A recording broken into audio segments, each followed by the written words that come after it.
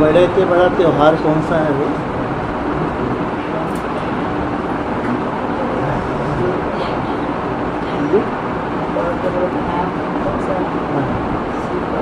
शिव बाबा त्योहार है। बड़े से बड़ा त्योहार कौन सा है जो भारतवासी मनाते हैं? हाँ जी, शिवरात्रि। हाँ, हम कहेंगे शिव जयंती। ये है बड़े से बड़ा त्योहार। भक्ति मार्ग वाले कहते हैं महाशिवरात्रि। उसके रिजल्ट बहुत खुशियाँ होंगी या हाहाकार होगा? खुशियाँ मनाएंगे। जो महाशिवरात्रि आने वाली है उसमें खुशियाँ मनाएंगे या हाहाकार होगी? हाहाकार। और त्योहार मनाते हैं तो खुशी होती है या हाहाकार होती है? खुशी होती है। खुशी होती है। तो बड़े से बड़ा त्योहार कहेंगे शिव जयंती। कितनी बार आता है ये कल्प में? एक ही बार, संगम युग पे। कब आता है संगम युग पे? 18। शिव जयंती है 5000 वर्ष में एक ही बार आते हैं बाप। उसके लिए बताया 18 में शिव जयंती तुम बच्चे मनाओगे। बाकी 500-700 करोड़ अज्ञान की रात्रि मनाएंगे, घोर अज्ञानता में चले जाएंगे। लेकिन तुम बच्चे शिव जयंती मनाओगे।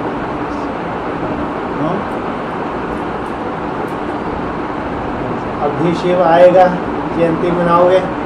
इससे पहले कहाँ है वो? नहीं है। कहाँ है? फिर इंतजार क्यों कर रहे हैं?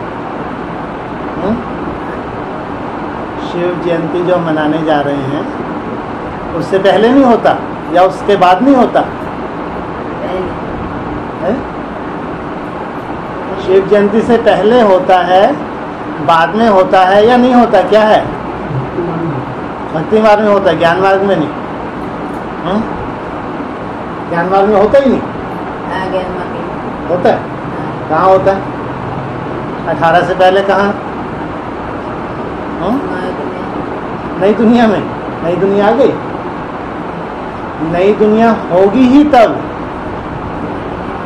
जब उस शिव का अवतरण होगा। जब हम शिव जयंती मनाएंगे तब कहेंगे दक्ष से राजधानी स्थापन होगी। तो अभी तो राजधानी स्थापन हुई नहीं है। इसका मतलब अभी भी जिसकी इंतज़ार है उस मेहमान की, अभी वो मेहमान हमारे सामने है। अभी वो मेहमान की इंतज़ार केवल एडवांस में हो रही है या बेसिक में या पूरे विश्व में? पूरे विश्व में। विश्व में कैसे? वो तो जानते ही नहीं उसको। लेकिन अभी जैसे जैसे अंधकार बढ़ रहा है, जैसे जैसे पापाचार बढ़ रहे हैं और अति को होंगे, तो मुख से क्या निकलता है? ये भगवान अब तो तू आ जा। इतने अति में पाप हो जाते हैं, पापों की अति हो जाती है। तो अज्ञानी भी क्या कहते हैं? जो नास्तिक है रशियन, वो भी क्या कहेंगे? भगवान को स्वीकारेंगे नहीं स्वीकारेंगे? पहचान क्या है बाप की? क्या पहचान है जी? तो स्थापन कर दो। पहचान क्या है? कोई पहचान नहीं। नाम रूप देश काल कुछ नहीं है उसका। क्या है?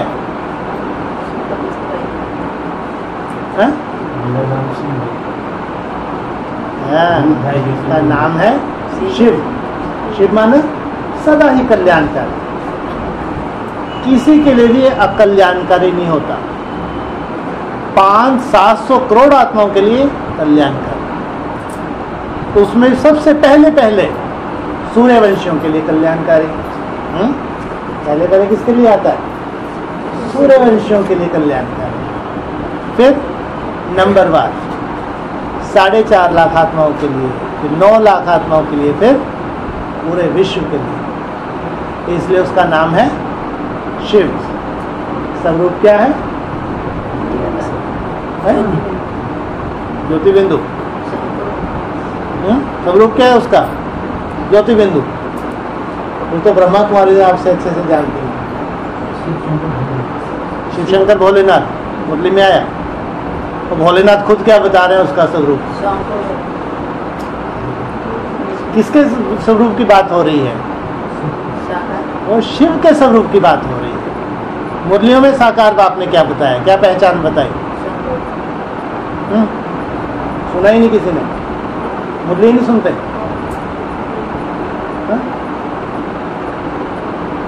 चित्रों में भी लिखा हुआ है अव्यक्त ज्योतिर्लिंगम।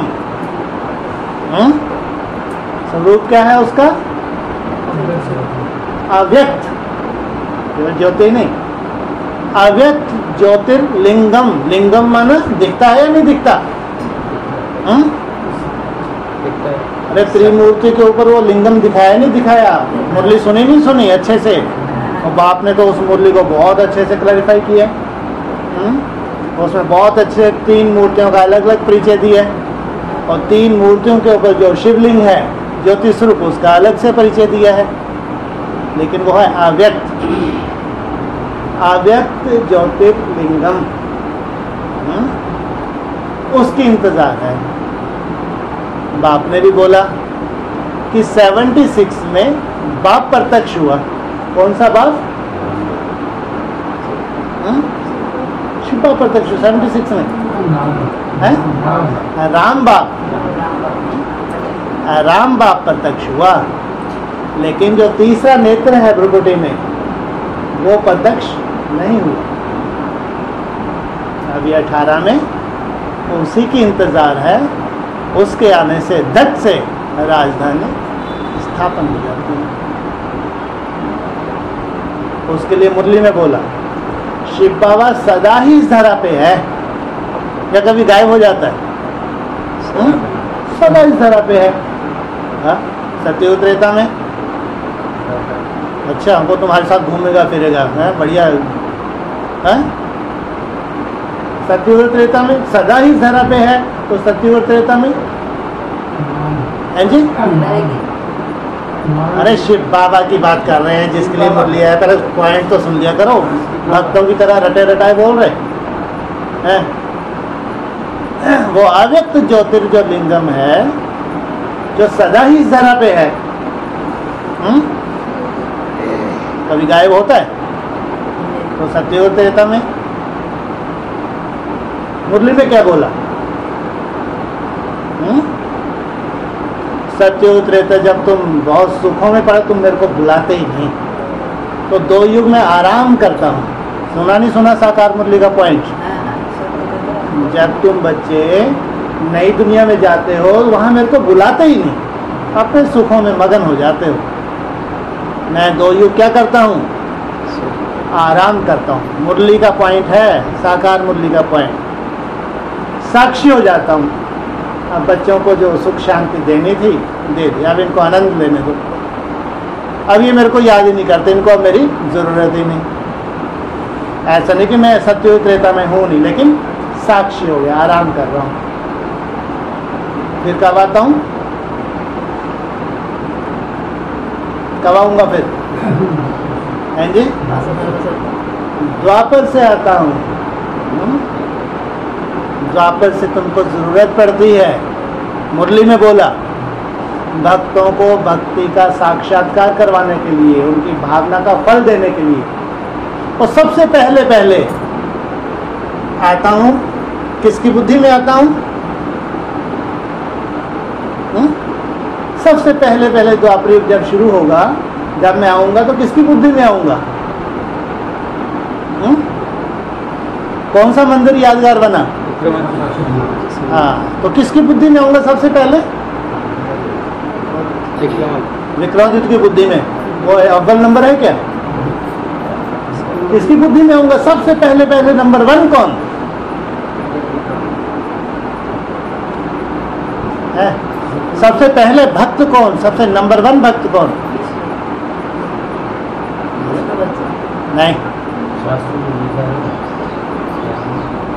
अरे मुरली में ढेर बार बाप ने बोला है। विक्रमादित्य को प्रेरणा देने वाला कौन? महाराम बाप होता है द्वापर युग में।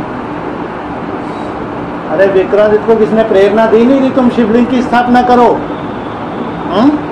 तो विक्रमादित्य की बुद्धि में पहले पहले साक्षात्कार करवाया या उसको प्रेरणा देने वाले की बुद्धि को साक्षात्कार करवाया? विक्रमादित्य का जो गुरु है या उसका जो बाप, उसी से शुरुआत होती है। अगर भक्ति की भी शुरुआत होगी तो सबसे पहले उसको ही साक्षात्कार होगा। संगम युग में भी आता हूँ, सबसे पहले उसी को तीसरे नेत्र के रूप में वही स्वीकार करता है।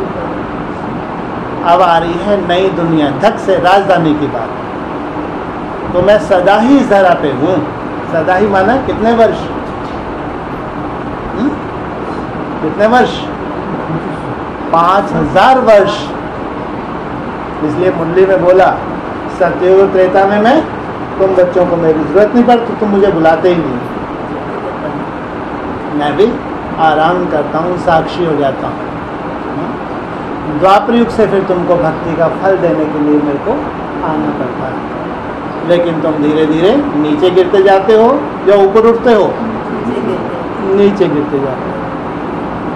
फिर कलयुग के अंत में जब बहुत नरक आ जाता है,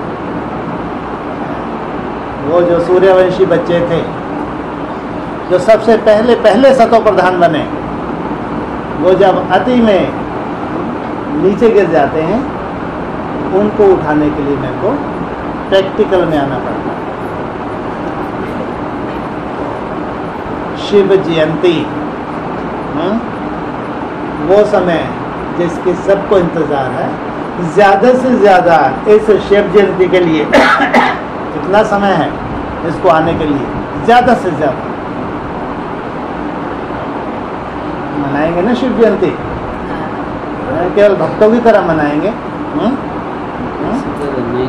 या इंतजाम करके मनाएंगे?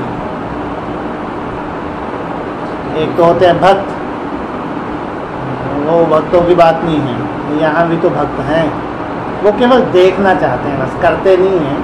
जितना हो रहा उतना थोड़ा वो ठीक है, देखेंगे 18 में क्या होता है। वो अपने टारगेट भी 18 तक ही रखते हैं, बहुत लंबे जो टारगेट नहीं रखते, इनको कहते हैं भक्त। ये देखने वाले हैं। तो ज़्यादा से ज़्यादा कितना टाइम है? हैं जी? ज़्यादा से ज़्यादा हैं जी?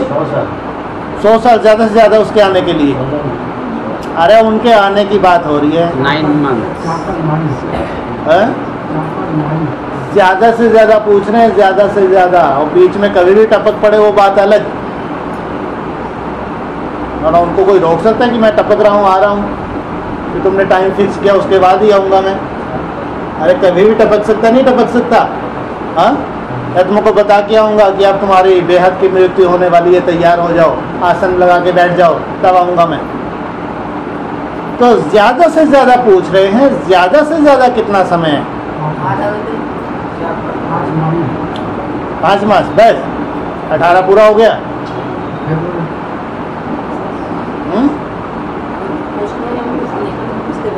ज़्यादा से ज़्यादा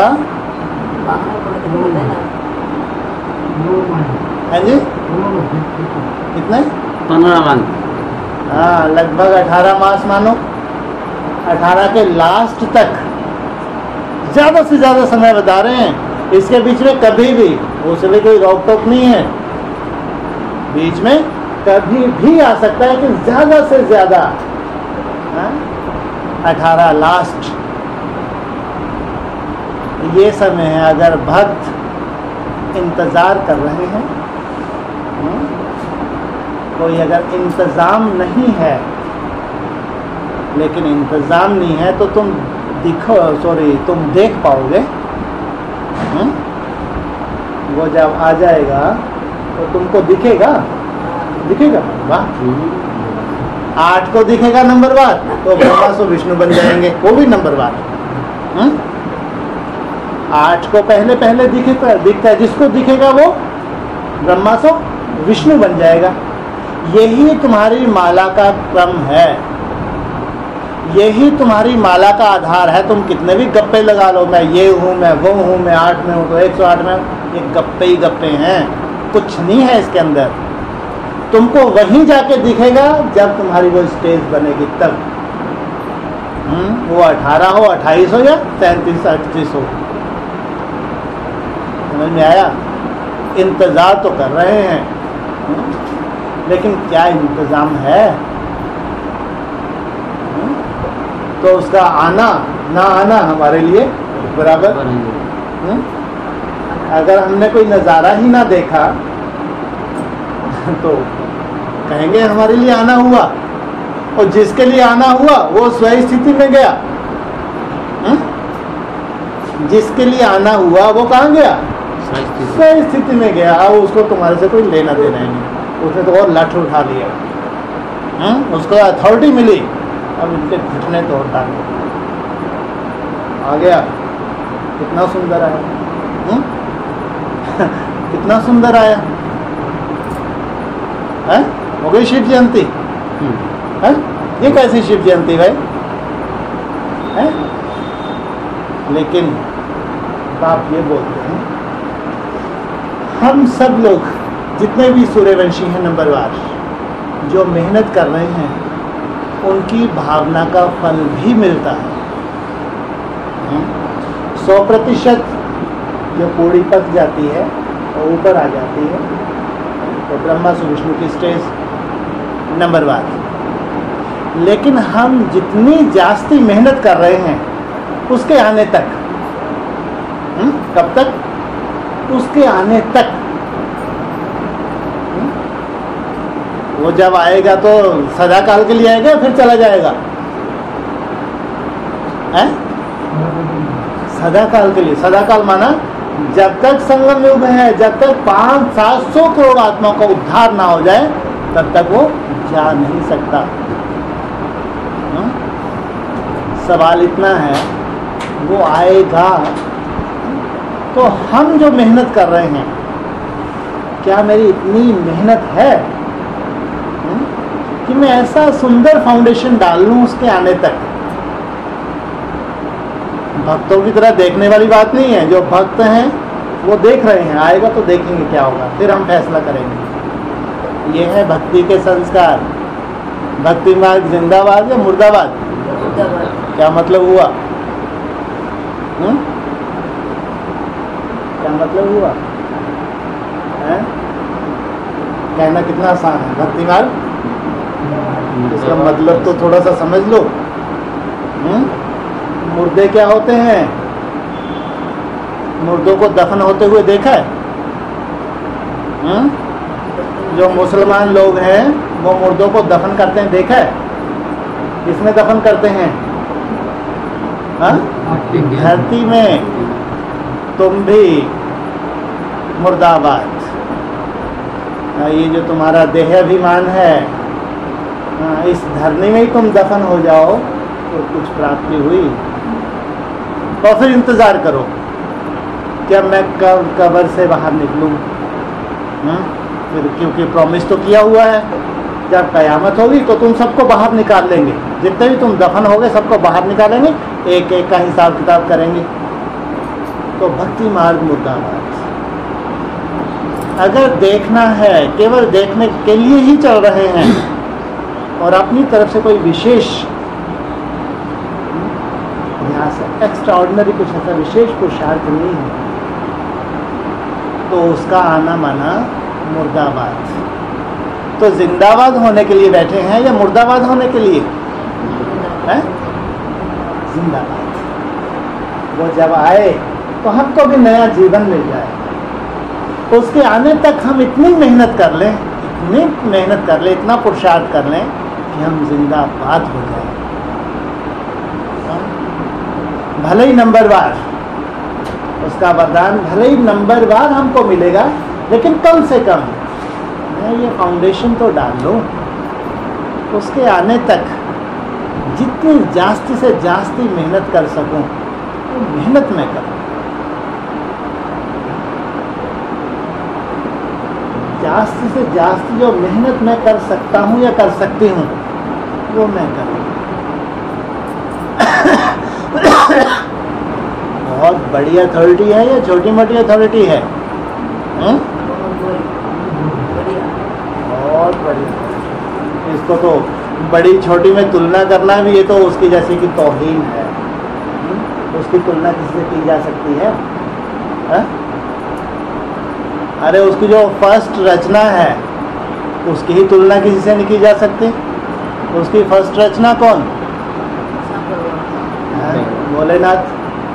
उनकी ही तुलना किसी से नहीं की जा सकती। जिनको देव देव महादेव कहा है, उनकी निराकारी स्टेज की तुलना जब किसी से नहीं की जा सकती तो फिर उसकी तो बात ही अलग है। और उसकी हम इंतजार कर रहे हैं। वो शिव जो धक से राजधानी स्थापन करने वाला है, वो मेरे सामने आने वाला है। इन आंखों से देखेंगे नहीं देखेंगे? नहीं दिखेगा है? वो तो अव्यक्त है, बिंदी है, तो कैसे दिखेगा? याद से कैसे दिखेगा?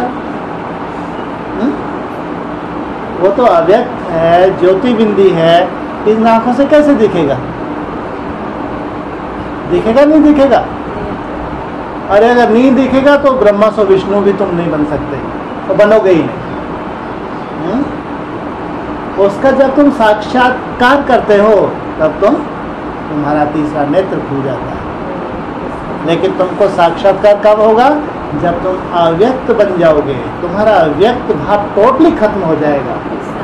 ये नहीं 10, 12, 14 घंटे में प्रैक्टिस कर रहा हूँ, ये तो बहुत सूक्ष्म अंदर की चेकिंग है।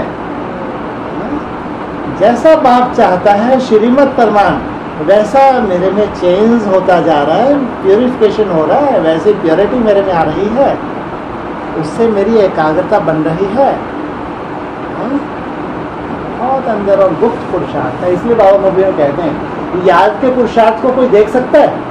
कोई नहीं देख सकता। इतना गुप्त पुरुषार्थ होता है। ज्ञान सुनने सुनाने का तो प्रत्यक्ष हो जाता है, लेकिन याद गुप्त नहीं। कोई झाड़ू पोछा कर रहा है, कोई काम धंधा कर रहा है, उसकी धुन कैसे लगी हुई है?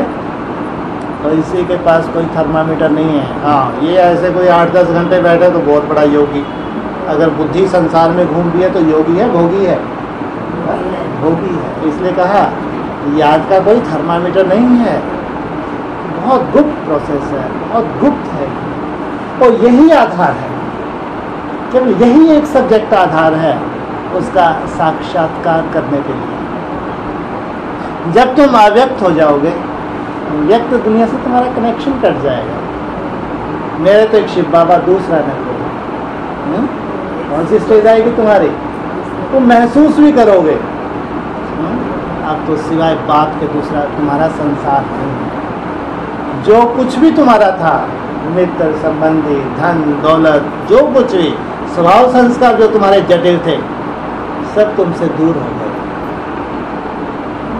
अब कोई भी ना मित्र है, ना कोई मेरा संबंधी है, ना धन दौलत है मेरी, ना मेरा ये कड़ा कोई स्वभाव संस्कार है, कोई मेरा नहीं। क्या बचा? मैं आत्मा बची। अब देह भी मेरी नहीं है। अब तुम अव्यक्त हो रहे हो, अब व्यक्त नहीं हो, तो देह तुम्हारी है। जब देह भी तुम्हारी नहीं है तो ये फलारा तो तुम्हारा सब गायब हो गया ना।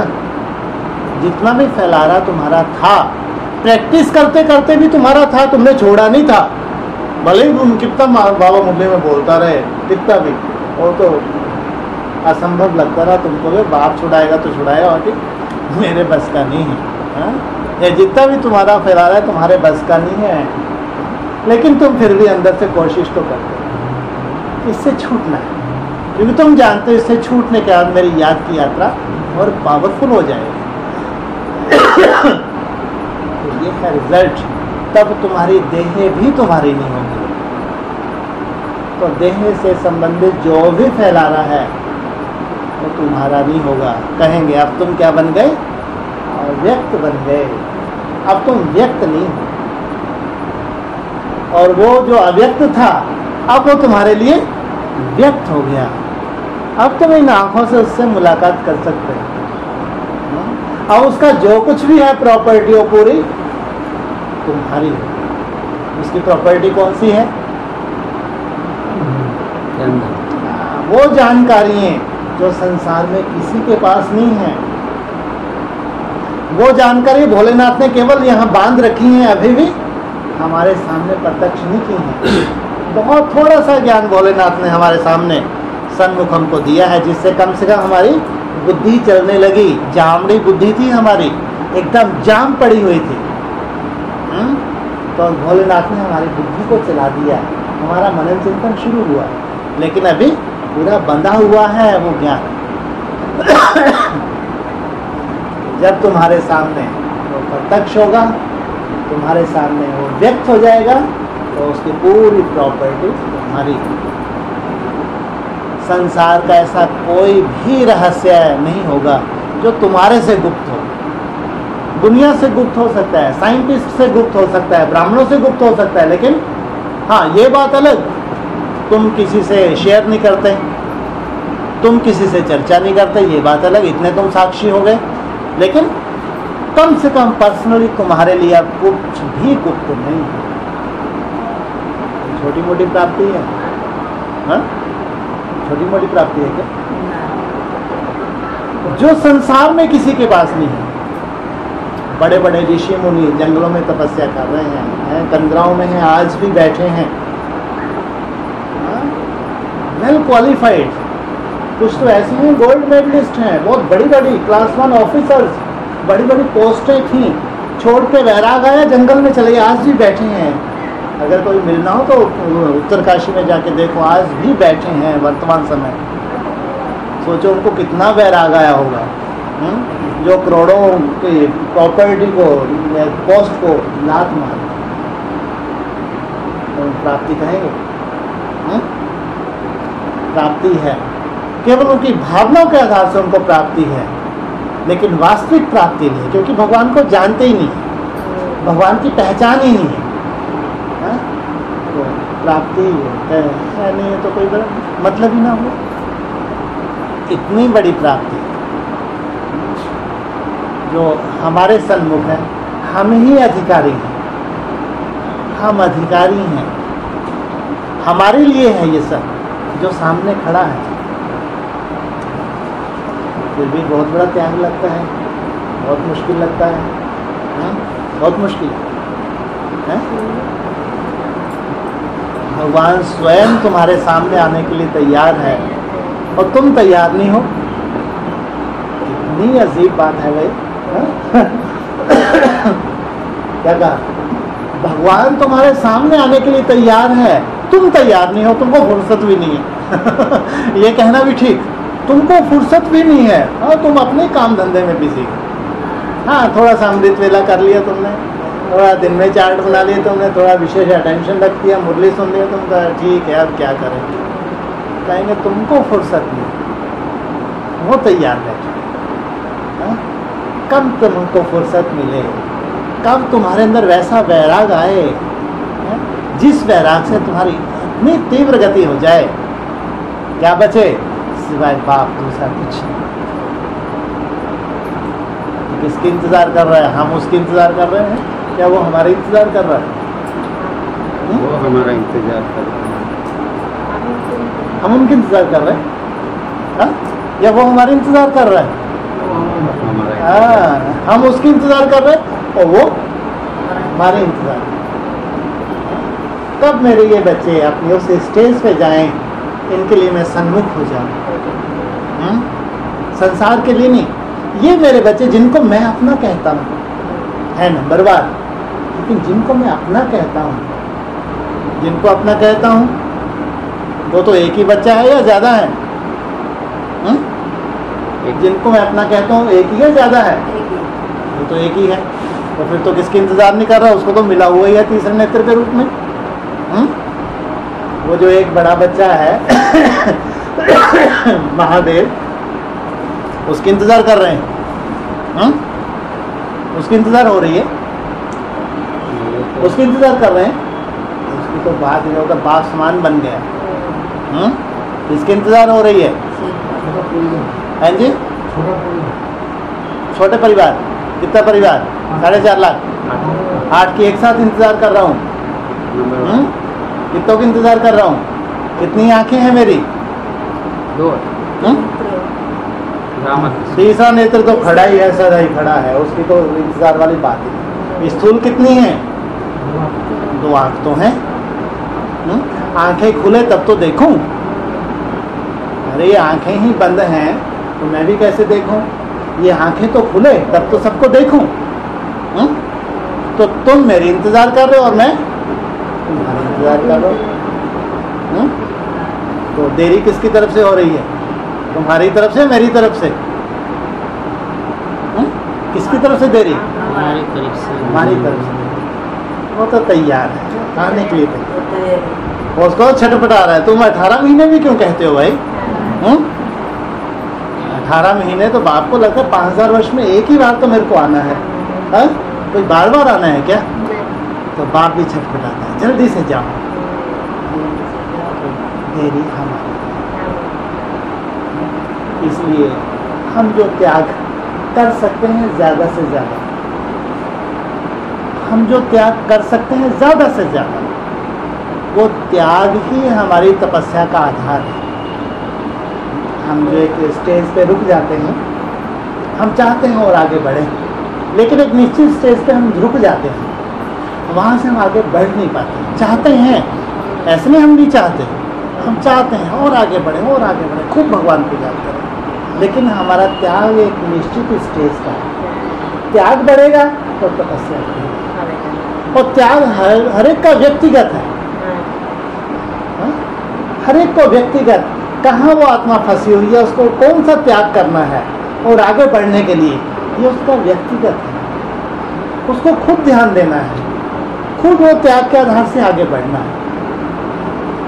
यही आधार है। नहीं तो फिर हम क्या बन जाएंगे? भक्त बन जाएंगे। और भक्त बनना अच्छी बात नहीं है। हम तो बाबा के आगे के बच्चे, सबसे आगे। भगवान ने हमको आगे रखा हुआ है। हमारा तो ये स्वयमान है। हम कौन है? सन्यासी, सूर्यवंशी, वो आगे से आगे ग्रुप है। हम तो वो और भगवान ने हमको चुना, इसलिए नहीं, हमको भगवान ने चुना। भगवान ने अपना बनाया है, स्वयं भगवान ने अपना बनाया है, आगे आगे रखा है। इसलिए हम बार बार ये भी कहते हैं, आप जितना कर रहे हैं वो भी कम नहीं है। आज मतलब जितने भी हम बैठे हैं तो कम से कम 2 या 3 बजे तो उठते ही होंगे नहीं? 2 या 3 बजे सब उठते हैं। और कम से कम 8 घंटा मेहनत करते ही हैं, चलते फिरते उठते बैठते। उन ब्राह्मणों के हिसाब से कम नहीं है। लेकिन आपको लगता है मैं तो कुछ भी नहीं कर रही या बहुत कुछ कर रही हूँ। सोचो, ये तुम्हारा बाप से स्नेह है। उन ब्राह्मणों के हिसाब से तुम बहुत कुछ कर रहे हो, लेकिन तुमको लगता है मैं तो कुछ भी नहीं कर रहा, और करना है मेरे को, और करना है। अगर मैं 2-3 बजे उठती हूँ, मेरे को तो 1 बजे उठना है, खूब भगवान को याद करना है, मेरे को ये भी छोड़ना है, ये भी छोड़ना है। तुम्हारे अंदर से तुम्हारी आत्मा की आवाज़ निकलती है, बार बार निकलती है। भगवान ने अगर चुना है तो तुम साधारण हो नहीं, पक्का। उसकी निगाह में तुम सर्वश्रेष्ठ हो। जहाँ थोड़ी सी अटकन है, और तुम जानते हो जैसे मैंने ये झटका दिया, एकदम मैं और पार हो गया, बड़ी याद किया तो और बढ़ जाए। और जो भी जटिल स्वभाव संस्कार है, जो भी कमी कमजोरी है, उसको छोड़ के, वो अज्ञानता को छोड़ के हमारी याद की यात्रा को और आगे बढ़ाएं। ये भी पक्का है कि अभी बहुत अच्छा समय चल रहा है, बहुत अच्छा समय, शांति का समय चल रहा है। जबकि अशांति शुरू हो चुकी है। कहाँ पे अशांति शुरू हो चुकी है? अशांति शुरू हो चुकी है कहाँ पे? संगम में। कहाँ पे? ब्राह्मणों की दुनिया में, एडवांस पार्टी में, जिनको अष्टदेव में गिनती करते थे, उनकी बुद्धि से बाप दूर होता जा रहा है। तो सर्टिफिकेट स्वयं को देते थे और दूसरी उनकी रचना भी उनको सर्टिफिकेट देती थी कि ये 8 में है। अभी उनकी दशा क्या है? बाप बुद्धि से निकलता जा रहा है। तो सोचो, एडवांस की ही कथा कहानी है। ये विनाश की सीन वर्तमान समय चल रही है। अच्छी अच्छी आत्माएं बाप से दूर हो रही हैं, अच्छी अच्छी आत्माएं। अभी जो समय बचा है और दशाएं देख लेंगे क्या होने वाली है, वो हम कहेंगे हमारे लिए बहुत अच्छा समय, अच्छे से अच्छा समय है, बहुत अच्छा समय है, अच्छे से अच्छा समय है। लेकिन समय हमेशा एक सा नहीं रहता, समय परिवर्तनशील है। कब पेपर के रूप में समय हमारे सामने किस रूप से आ जाए ये आज हम नहीं जानते। हाँ, जो अच्छी मेहनत कर रहे हैं उनके लिए तो बाबा कहते हैं कोई जैसे कि पेपर ही नहीं है। उनके लिए तो अव्यक्त वाणी में बोला कि कोई कोई बच्चे तो इतने पावरफुल हैं, योग बल से दूर से ही माया को भगा देते हैं। ये कैटेगरी भी तो है। इसलिए याद की यात्रा के ऊपर जोर देने के लिए इसलिए बोलते हैं कि कोई ऐसी परिस्थिति में आ जाए जो हमारे बुद्धि रूपी पाँव को रोक दे, हमारी याद की यात्रा रुक जाए, लंबे समय के लिए रुक जाए। तो जैसे कि माला से हम बाहर हो जाते हैं, माला से दूर हो जाते हैं। लगातार मेरी मेहनत चलती रहे। खासकर ये जो अभी बताया 18 के लास्ट तक, ये मेहनत मेरी लगातार चलती रहे। जब स्वयं भगवान ही सामने आने वाला है तो कम से कम उसको लाने के लिए मैं आत्मा निमित्त बनी हुई हूँ। ये भी अपने को खुशी होनी चाहिए, है ना। बहुत सी आत्माओं के संगठित योग बल से वो खींच रहा है। भक्ति मार्ग में कहते हैं भगवान भक्तों के वश में है। सुना नहीं सुना कभी? नहीं सुना। तो बड़े से बड़े भक्त तो कौन है? हम तो बड़े से बड़े भक्त भी हैं। 63 जन्मों के सबसे जास्ती भक्ति हमने की है। हमारे संगठित योग बल से कहेंगे कि हम उसको अपने वश में करते हैं। हमारे लिए वो आता है, हमको आकर जीवन मुक्ति देता है। इसलिए आप जो कर रहे हैं कम नहीं है, बहुत अच्छा कर रहे हैं। जो भी त्याग कर रहे हैं, तपस्या कर रहे हैं, मेहनत कर रहे हैं, बहुत सुंदर है। लेकिन सुंदर से सुंदर करना है और बढ़ाना है। ये भी तो बार बार बता रहे हैं कि ऐसा नहीं कि सदा काल की मेहनत है, लेकिन हम तो एक बहुत अच्छा उसके आने तक, मैं तो एक ऐसा फाउंडेशन डालना चाहता हूँ या चाहती हूँ कि उसके आने तक मेरी जास्ती से जास्ती मेहनत हो जाए। उसके बाद तो बाबा स्वयं भी बोलते हैं, अव्यक्त संदेश में भी इशारे मिल रहे हैं कि अब तो कुछ ऐसी आत्माएं हैं, सुंदर आत्माएं, जिनको ड्रामा चलाएगा। या कहो उनको तो स्वयं बाप चलाएगा। उन्होंने एक निश्चित स्टेज तक मेहनत कर चुकी वो आत्माएं।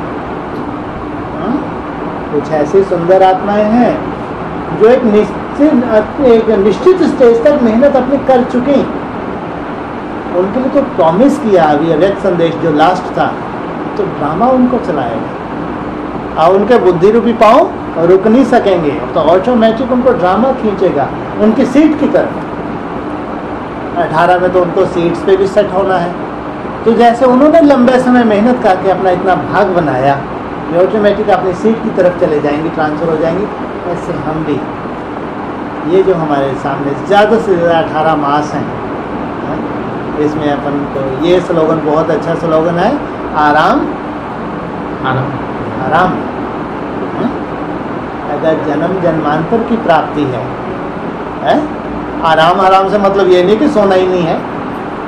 बाबा ने कोई हट नहीं करवाया, लेकिन बाबा तो कहते हैं, मुरली में भी बोलते हैं 4-5 घंटे सोने की परमिशन दी है।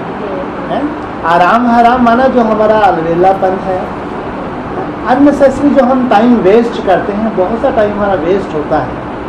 व्यर्थ वाचा में आते हैं, टाइम वेस्ट हो जाता है। जिनसे हमको कोई लेना देना नहीं, उनके साथ बैठ जाते हैं, बैठते हैं, उठते हैं, टाइम हमारा वेस्ट होता है। क्योंकि हमने एक निश्चित टाइम में बांध लिया, हमको 8 घंटे या 10 घंटे करना है, इसलिए बाकी टाइम के ऊपर विशेष अटेंशन हम देते नहीं हैं। वो पूरा टाइम वेस्ट है। वो जैसे कि हमारा हराम समय बर्बाद हो रहा है, वेस्ट हो रहा है। इसलिए जहाँ जहाँ हमारा समय वेस्ट हो रहा है वहाँ से अपने को निकालो। अब हमको दुनिया से कोई लेना देना तोड़ निभाना बात अलग, अब तो हमारा संसार अलग है। आप तो दुनिया को भी आगे एक सच्चाई सामने आप लाने वाले हैं, दुनिया को भी एक नई सच्चाई देने वाले हैं। इतनी बड़ी आपके ऊपर जिम्मेवारी है। इसलिए अगर स्लोगन आराम आराम है, कुछ समय के लिए इसको अपने मस्तक पे अगर नोट कर लें, जन्म जन्मांतर की प्राप्ति, एक आध जन्म की नहीं, कितने जन्मों की, जन्म जन्मांतर 84 जन्म, 82-83 जन्म की भी बाबा बोलता है। जो बाबा के साथ साथ कुछ आत्मा हैं जो सत्युग त्रेता द्वापर कलयुग पीछा छोड़ती ही नहीं है बाप का। जहाँ तुम जन्म लोगे हम तुम्हारे साथ ही रहेंगे। तुम प्रजा में जाओगे तो हम तुम्हारे पीछे पीछे जाओगे, तुम्हारा पीछा नहीं छोड़ेंगे। उनको कहेंगे जन्म जन्मांतर का सुख इकट्ठा करने वाला है। इतनी बड़ी प्राप्ति है, कोई छोटी मोटी प्राप्ति नहीं है, बहुत बड़ी प्राप्ति है। अगर थोड़ा बहुत हम नींद का त्याग करते हैं, थोड़ा बहुत जीव के स्वाद का त्याग करते हैं, थोड़ा रहन सहन का त्याग कर रहे हैं, सिंप्लिसिटी को अगर हम अपनाते हैं, जो बाबा ने मुरली में इंडिकेशन दिए उन इशारों से जब हम अपने को चलाते हैं तो त्याग तो करना पड़ता है। जैसा बाबा चलाना चाहता है वैसा चलने के लिए हमको त्याग करना पड़ता है। तो वो त्याग करते हुए जैसा मुरली चाहती है वैसा चलते चलें तो समझो सब कुछ पा लिया। अब तो बाबा ने जो मेन टारगेट दिया है, हाँ, बाप के सन्मुख जाने के लिए कहते हैं जो 5 विकार तुम्हारे सबसे बड़े दुश्मन है, एक तो माया जीत, दूसरा प्रकृति जीत। इसका मतलब ये अव्यक्त संदेश में खास प्रकृति के लिए इशारा दिया है। अब प्रकृति को छूटी दे दी है, अब तुम अपना काम करो। तो इसका मतलब ये प्रकृति भी विकराल रूप धारण करेगी। अगर हम थोड़ी सी ज़्यादा ठंडी पड़ी तो हमारी तपस्या गायब, हमको तो 2-4 कंबल चाहिए ओढ़ने के लिए, नहीं तो ठिठुर रहे हैं तो इसको प्रकृति जीत कहेंगे। थोड़ी सी अधिक गर्मी पड़ गई, अरे बाप रे पंखा ही नहीं है कैसे याद करूं, इसको प्रकृति जीत कहेंगे। ये प्रकृति जीत नहीं है। और इन परिस्थितियों से गुजरना है, सर्टिफिकेट लेना है तो इन परिस्थितियों से गुजरना है। हाँ, पंखा है तो अच्छी बात है, नहीं है तो कोई बात नहीं, मैं तो आत्मिक स्मृति में बैठूं तो उसका मेरे को कोई दिक्कत ना जाए। टेम्परेचर 3-4 भी हो जाए, जो सहजता से मेरे को मिल रहा है ठीक है, ऐसा नहीं उसके अतिरिक्त चाहिए, नहीं तो फिर तबीयत नहीं मेरी बिगड़ गई, अब मैं कैसे याद करूं। इतना कमज़ोर नहीं बनना।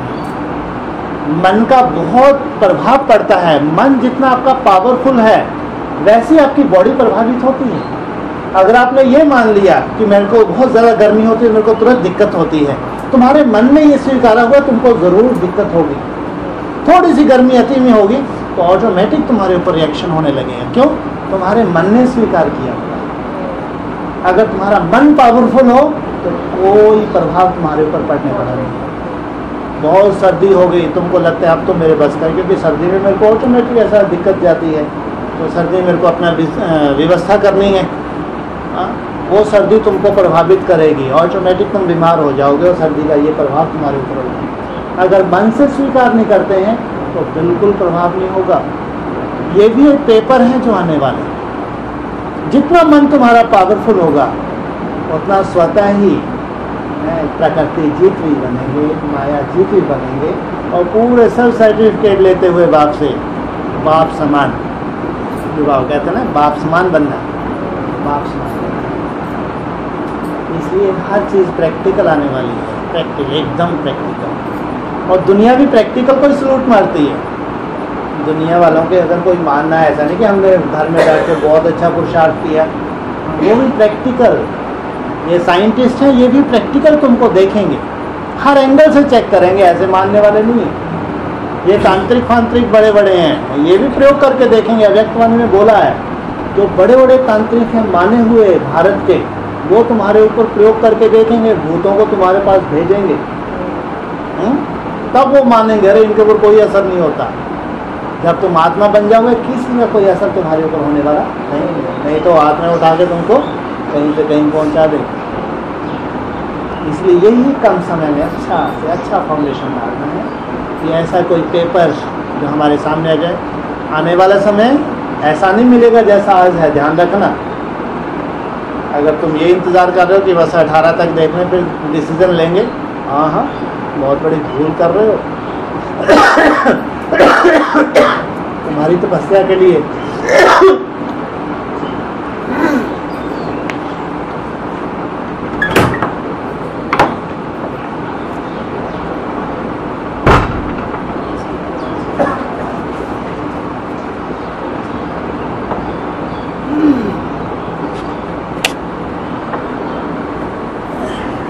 तुम्हारी तपस्या के लिए ये जो समय है और आने वाला समय उसमें बहुत अंतर है।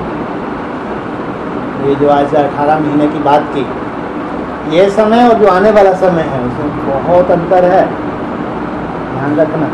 इसलिए ये बहुत सुख शांति का टाइम है। इसको तुमने जितना सफल कर लिया, ये तुमने जन्म जन्मांतर की अपनी इससे कमाई कर ली। और ये समय अगर तुम्हारा वेस्ट जा रहा है, अब ऐसा समय आने वाला,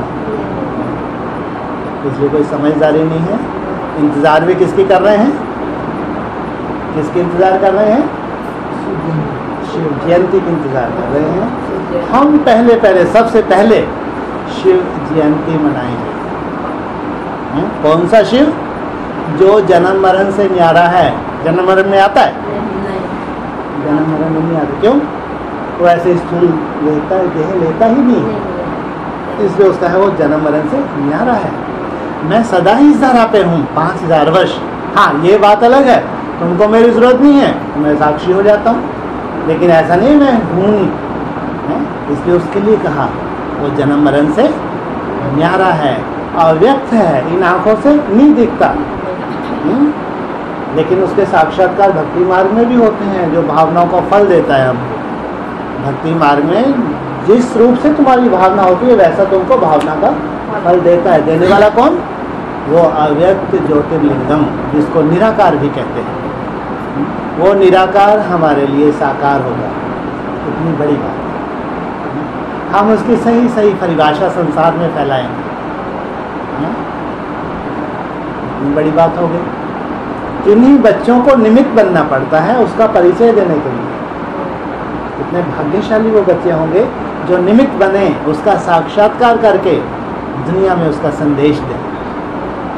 बहुत बड़ा भाग्य है। इसलिए कहेंगे ये जो हमारे सामने 1.5 साल का समय है, बहुत कीमती समय है। आप लोग मेहनत कर रहे हैं, ऐसा नहीं है मेहनत कर रहे हैं, त्याग है, तपस्या है, लेकिन फिर भी जहाँ जो जो कमी है उस कमी को अपनी और पूरी करें और अच्छा, ठीक है। ओम शांति।